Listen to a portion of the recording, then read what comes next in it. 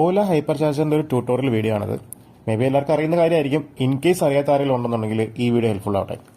നമ്മൾ ഈ കാണുന്ന പോലെ ഓലയുടെ ഹൈപ്പർ ചാർജ് സ്റ്റേഷനിൽ വന്നു കഴിഞ്ഞാൽ നോർമലി 2 ഗണ്ണാണ് ഇവിടെ ഉണ്ടാവാറുള്ളത്. ഈ കാണുന്ന 2 ഉണ്ടാവും. പിന്നെ ഈ കാണുന്ന റെഡ് ബട്ടൺ എന്ന് പറഞ്ഞാൽ എമർജൻസി സിറ്റുവേഷൻസിൽ നമുക്കത് ഓഫ് ചെയ്യാൻ വേണ്ടിയിട്ടുള്ള ഒരു ബട്ടണാണ്. നമ്മളിത് പ്രസ് ചെയ്തുകൊണ്ട് വലിച്ചു കഴിഞ്ഞാൽ നമുക്കത് ഇങ്ങനെ ഊരിയെടുക്കാൻ പറ്റും. അതിനുശേഷം നമ്മൾ പ്രസ് ചെയ്തുകൊണ്ട് തന്നെ നോർമൽ നമ്മുടെ വീട്ടിൽ ചാർജ് ചെയ്യുന്ന പോലെ തന്നെ ചാർജറിന്റെ ഗണ്ണ് വെക്കുന്ന പോലെ തന്നെ ഇതും അതിലേക്ക് വെച്ചാൽ മതി. പിന്നെ ചില സമയത്ത് ഇത് ഹൈപ്പർ ചാർജ് കയറണമെന്നില്ല. അപ്പൊ നമ്മൾ നമ്മുടെ ഡിസ്പ്ലേയിൽ നോക്കണം ഹൈപ്പർ ചാർജ് ആണോ നോക്കണം. രണ്ടാമത്തെ ഒരു കാര്യം എന്ന് പറയുന്നത് ബാറ്ററിയുടെ ടെമ്പറേച്ചർ ആണ്.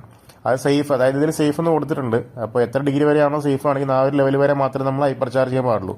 ചില സിറ്റുവേഷൻസിലൊക്കെ നമ്മുടെ വണ്ടി നല്ല ഹീറ്റ് ആയിട്ട് കൊണ്ടുവരുന്നുണ്ടെന്നുണ്ടെങ്കിൽ നമ്മൾ ചാർജ് ചെയ്യാൻ പാടില്ല. പിന്നെ നമുക്കിതിൽ ലിമിറ്റ് സെറ്റ് ചെയ്യാൻ പറ്റും. അതുപോലെ തന്നെ ചാർജിങ്ങിന് ശേഷം നമുക്ക് സ്റ്റോപ്പ് ചാർജിങ്ങിന് കൊടുത്തു കഴിഞ്ഞാൽ നമുക്ക് ഈ ഗണ്ണ് നമുക്ക് സേഫ് ആയിട്ട് ഊരിയെടുക്കാനും പറ്റും.